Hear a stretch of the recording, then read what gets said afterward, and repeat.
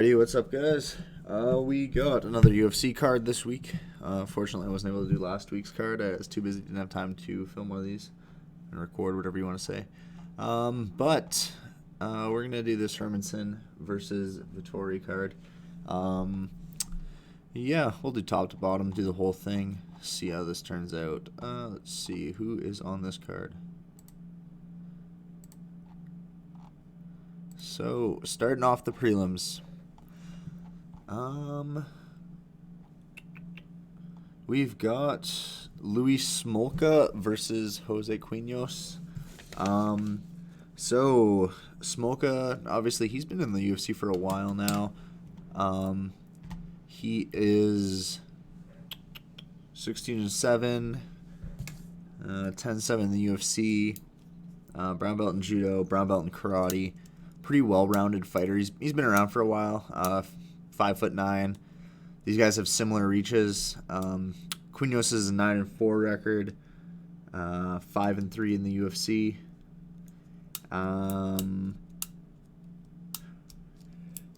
He has a boxing and jiu-jitsu background. He was actually one of the guys on the Tough Latin America. I think he was a finalist. I think he was one of the guys. I think he lost the finals. But yeah, this is a good fight. I'm surprised these guys are so low on the card. I guess they are flyweights. Flyweights tend to get put down more. Oh wait, no.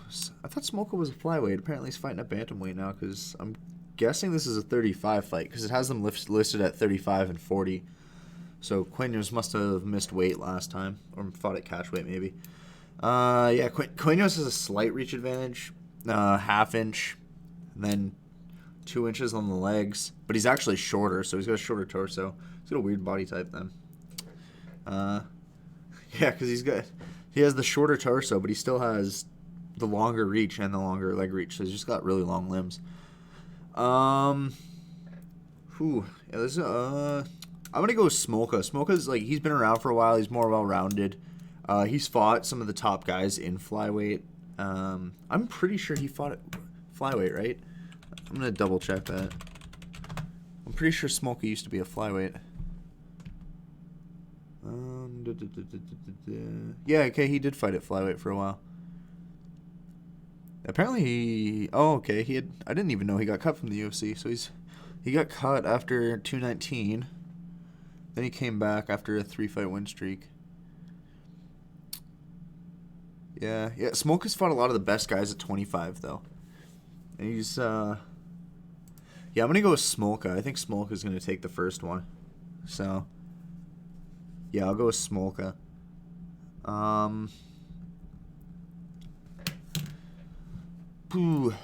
right, we're on to Nate Landwehr versus Mosfar Evloev.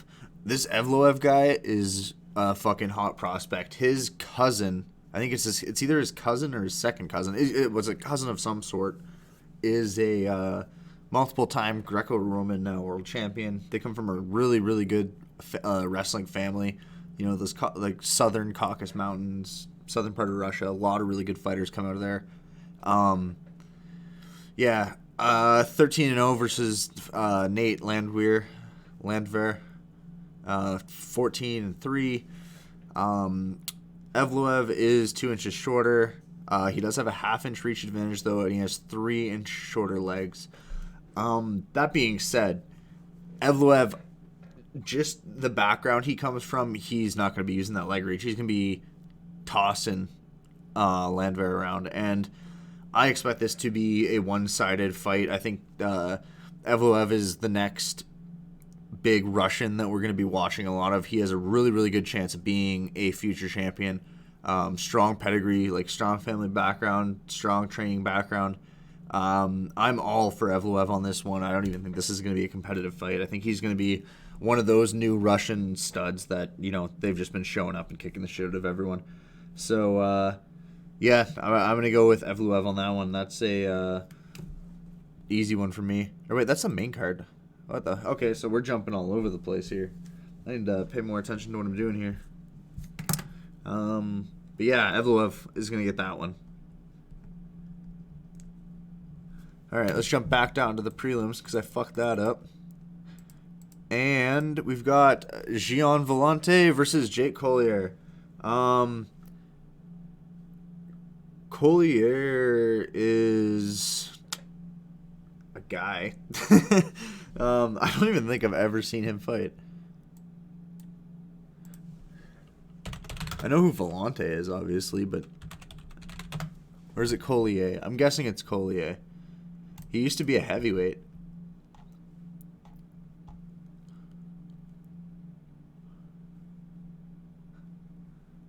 Okay. Wait, what? What? Is that fat picture of him recently then?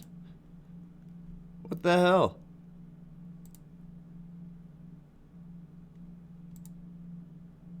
Okay, that's interesting. Apparently he went... Yeah, that... Wow. Okay, that's just... Yeah, that's not good. Jesus, yeah. Okay, so what the fuck happened there? Like, how did... Dude, you're a professional athlete. Like, what the fuck?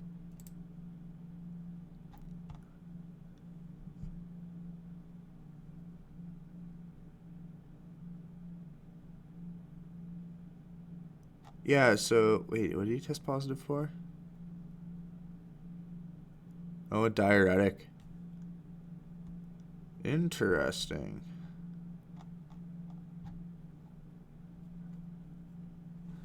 Okay. But yeah, that's just weird because he... Dude, this guy's just been getting fatter and fatter. He was a middleweight, and then he was a light heavyweight, and then he fought at heavyweight. And I guess Vellante... What's Vellante? Vellante's an 85er, isn't he? No, he's a 205er. Okay, so yeah. So this, I'm guessing this is going to be a 205 fight. It has it listed at 185, but I'm guessing this will be a 205 fight. But yeah, I think Vellante's going to win this one. I mean...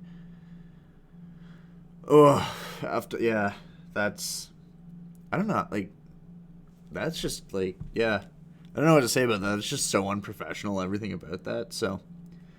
I'm going to go with Vellante. I just, yeah, that's a disaster of a fight. What the fuck is that guy even doing still in the UFC?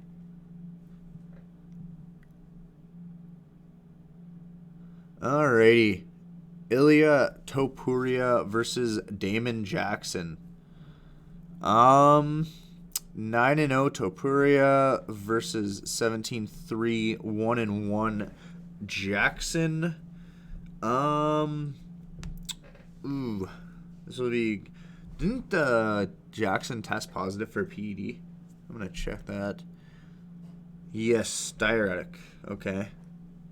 I had a lot of diuretic tests. I'm gonna go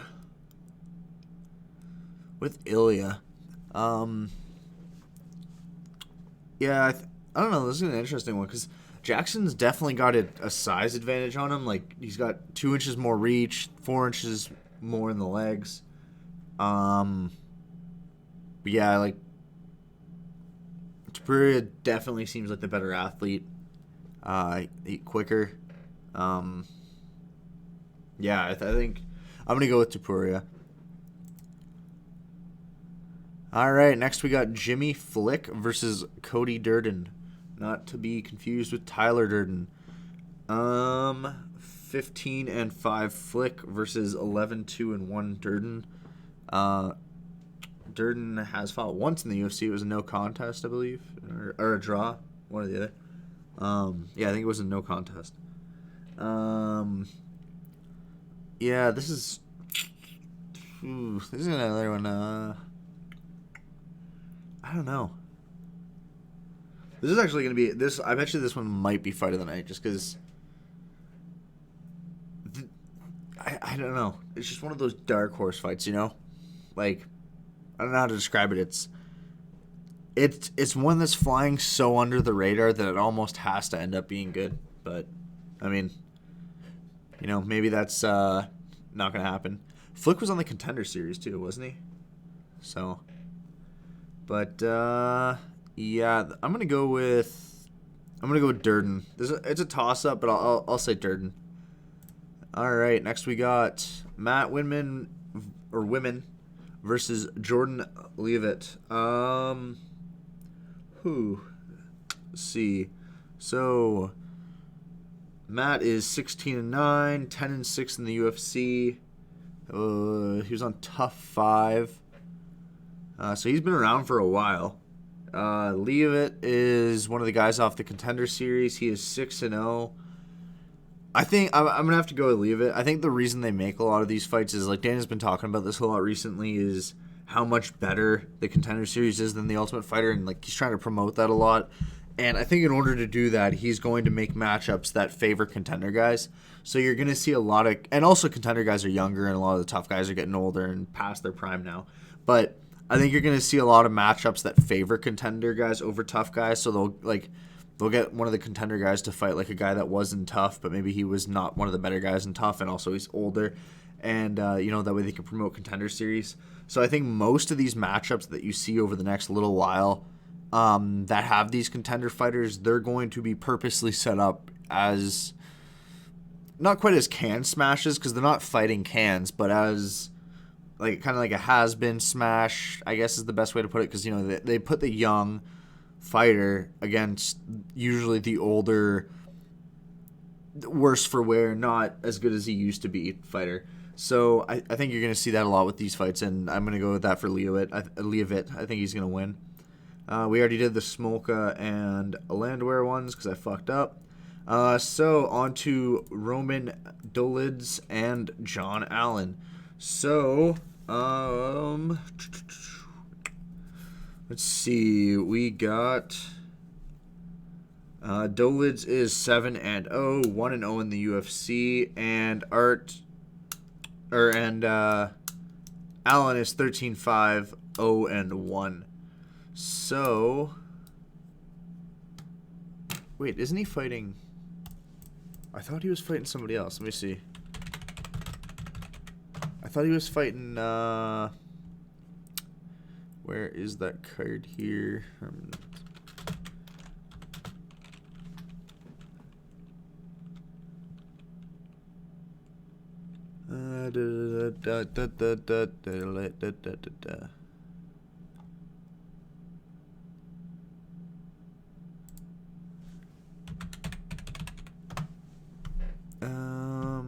Maybe they just didn't update it yet. I'm not sure.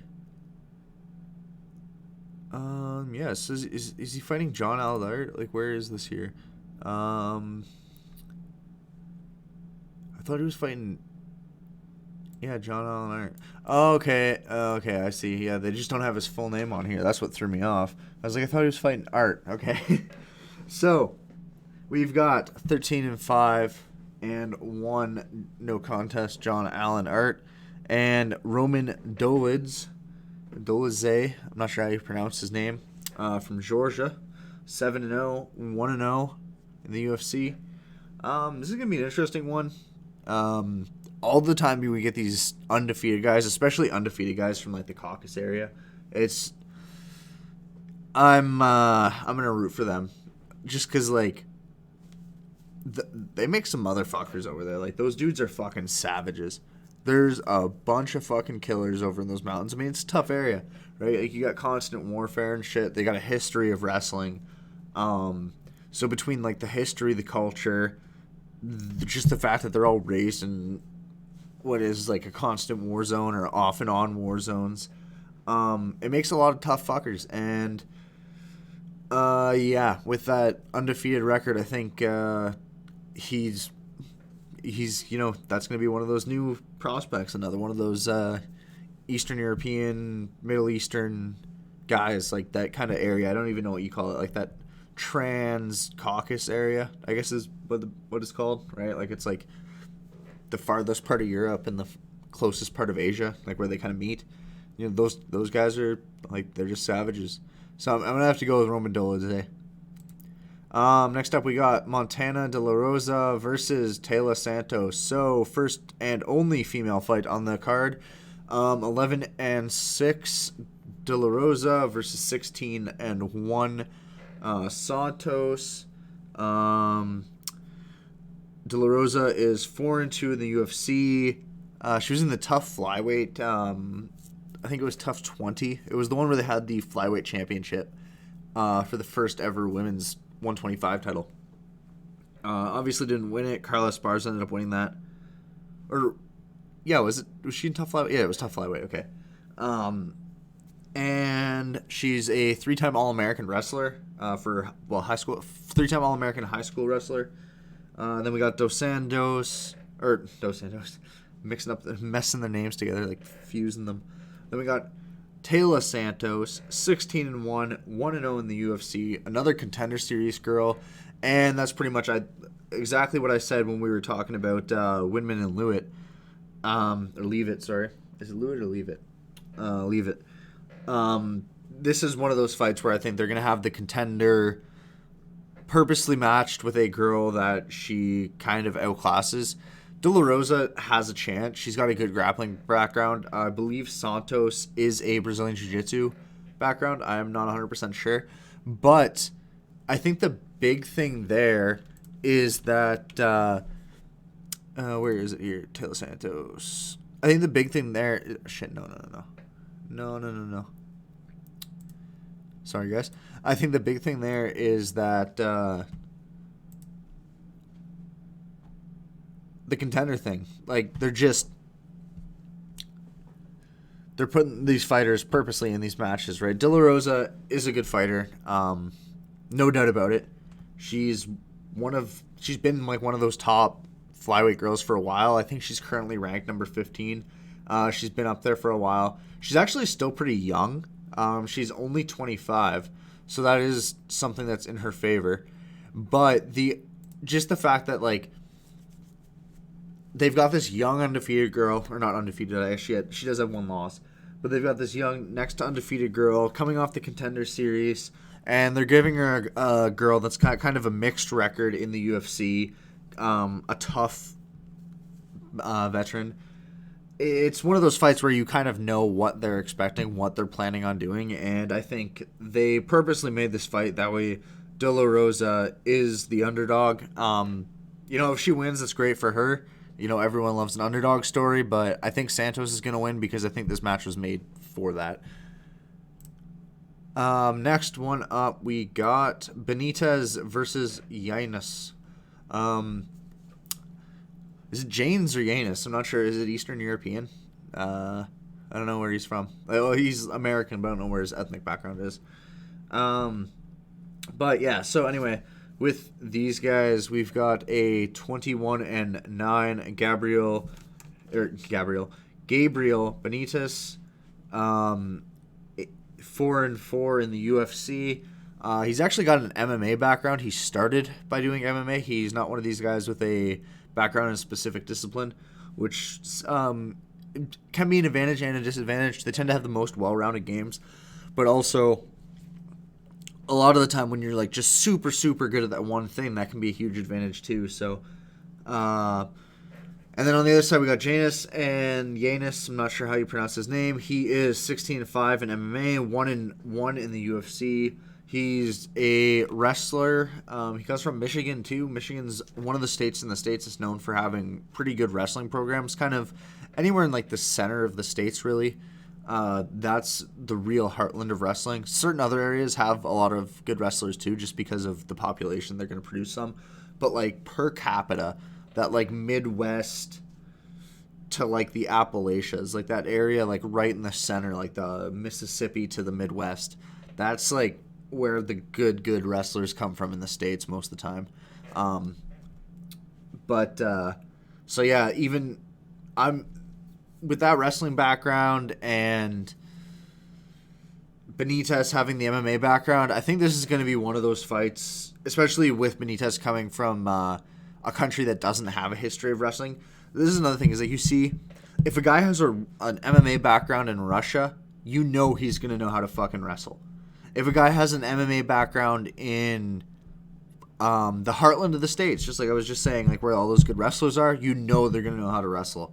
But if a guy has a good MMA background and he's from Mexico, my first thoughts when you see that is going to be, this guy is probably got a fairly good, I don't even know if you'd call it jiu-jitsu, but submission grappling, right? Like, he probably hasn't, and obviously this is not Benitez, but I'm just, in general, when these guys come from the MMA, if you're from a country in Latin America that's not Brazil, you're probably either Brazilian Jiu-Jitsu or some form of submission wrestling, submission grappling, mixed with Muay Thai or boxing, right? Whereas if you're from the States, if you go to an MMA gym, you're probably going to be mostly wrestling and kickboxing or boxing and a little bit of jiu-jitsu, but it also varies on the school. Some schools will, like, there's a lot of black belt. The States is spoiled for choice, so they're obviously the exception to a lot of this. Like, if you go, you can pretty much choose whatever you want to train in the States, whereas a lot of other countries, you don't have that luxury, so their background is what is available, which is largely culturally influenced. So a lot of Latin American countries, boxing and jiu-jitsu and so on and so on. They don't have that strong wrestling background in most of these countries. Although it is starting to develop, Brazil is starting to produce a lot more wrestlers because of MMA, which is kind of funny because, like, originally a lot of these wrestling programs didn't want their wrestlers competing in MMA because they thought it looked better than wrestling. But ironically, wrestling's more popular than it's been since probably the 30s or the 40s, right? Since they started taking it out of schools because they were worried about over militarization. But the now that it's become so ingrained in the culture with MMA, it's becoming very, very popular again. Like, a lot of schools in my area haven't had wrestling programs since like the 60s or 70s, and they all have wrestling programs now, and that's all been within the last 10, 15 years or so, since UFC started taking off. And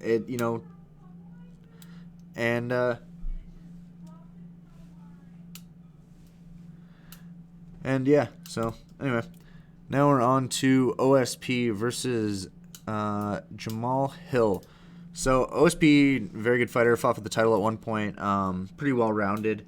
He's got a long reach. Yeah. So I think the big thing is that, OSP's reach is obviously going to be a huge factor in this. He's got an 80-inch reach. Jamal's actually got a 79-inch reach too, though, so that's an interesting thing. He's obviously got long limbs as well. So that is interesting. Yeah, so what do we got here? So, yeah, OSP 13-9 in the UFC. Hill's 2-0 in the UFC. Hill's a contender guy. OSP was obviously brought over during the Strikeforce acquisition. He's got a wrestling background. Again, he's one of those Mississippi boys. I think he's from Louisiana, or at the very end of the Mississippi. Mississippi boys mean like the Mississippi River, not the Mississippi State. And he's got a brown belt in jiu-jitsu. He actually he does have a lot of good submissions. I mean, he's got, I think, more Von Flue chokes than anyone, which is a weird submission to get, but he gets it a lot. So he does have a really good ground game. Most of the time you see him fighting, he's striking a lot of the time, right? Like, he's got that long reach and he likes to use it.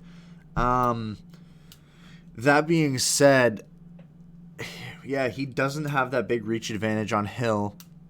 And Hill is the younger guy, and I don't think, how old is OSP? I'm actually gonna, yeah, OSP is 37. He's getting up there. So yeah, he'll be starting to slow down. Who knows if this is the fight, but he has been doing better lately. He kind of went on a slide. Like, after he lost to Jones, he lost to Manuel and Ozdemir. Then he had a 3-fight win streak, lost to Latifi, beat Tyson Pedro, lost to Reyes and Krylov, beat Alexiuk, lost to Rothwell, and then beat Manifold. So, and he moved up to heavyweight for the Rothwell fight. So, and then he won against Yushin Okami at 210.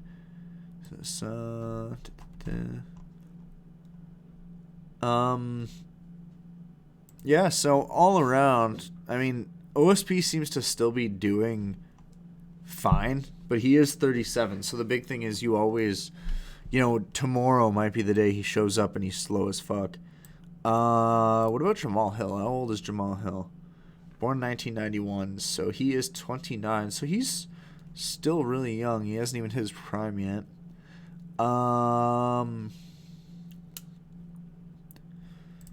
Yeah, undefeated. It's hard to find information on this guy. Like, I'm Googling him, but they don't really have much.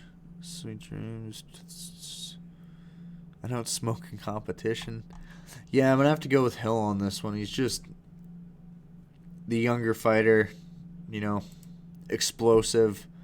I think he's got all finishes, if I'm not mistaken. Let's see. No, he has decision. 2 decisions, 3 decisions, 4 decisions. Holy shit. So yeah, he's 50% finish rate. So yeah, because it was Abreu he got with the knee, right? Yeah. Oh, I didn't even know. Yeah, so.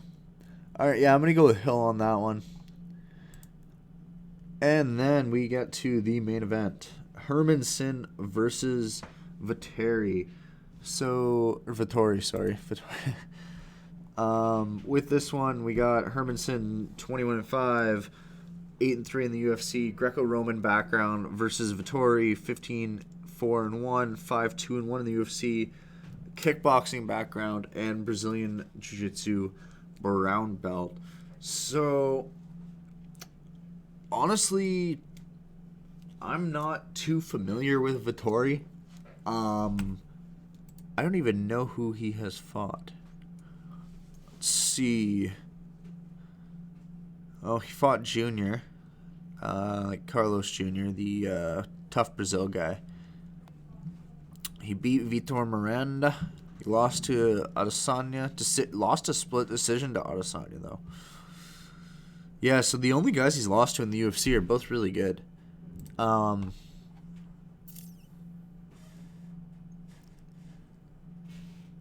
Yeah.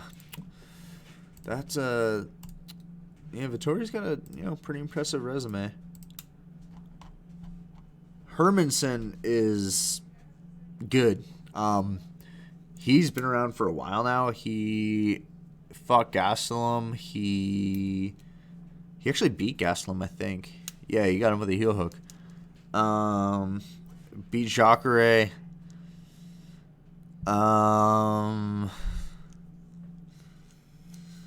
Yeah. This is a good fight.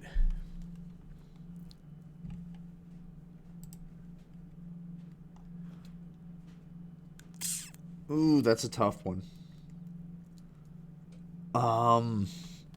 Yeah, these guys are both on like good runs right now, and they're.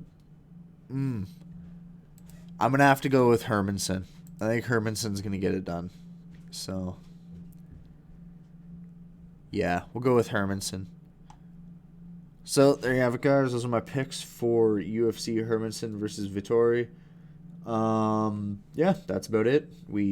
I'll post afterwards what we got for percentage. Last week I obviously didn't do predictions, so no percentages for last week. But the week before that, I think I was something like 50% or somewhere around there. Let me check this. I think it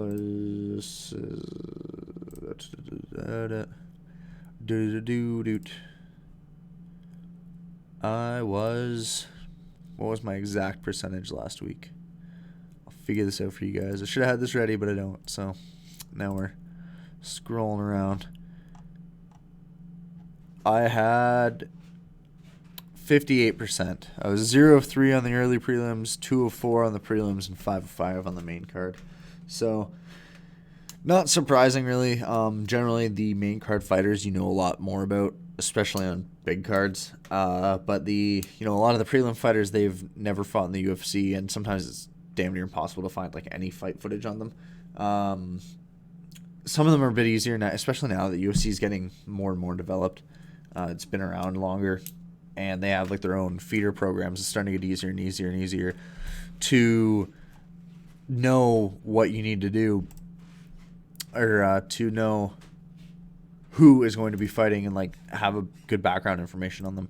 But still, like a lot of these fighters, like if I go look at the Wikipedia right now for the event, we have 1, 2, 3, 4, 5, 6, 7, 8, 9 fighters don't even have Wikipedia pages. So and most of those are on the preliminary card. Like, so a big part of predicting is knowing, and obviously everyone knows main card fighters more. So again, yeah, I was 100% on the main card, 50% on the prelims, and 0% on the early prelims, because I guess that shows how much I know about each group of fighters there. But yeah, this one we're aiming for higher. We've only got the prelims and the main card, so we got to get over 50% and try and keep that 100%. But yeah, I will post after the event again and let you guys know what I got as a percentage, and we'll try and beat that 58%. So yeah, thank you. Like, comment, subscribe, and I'll see you later.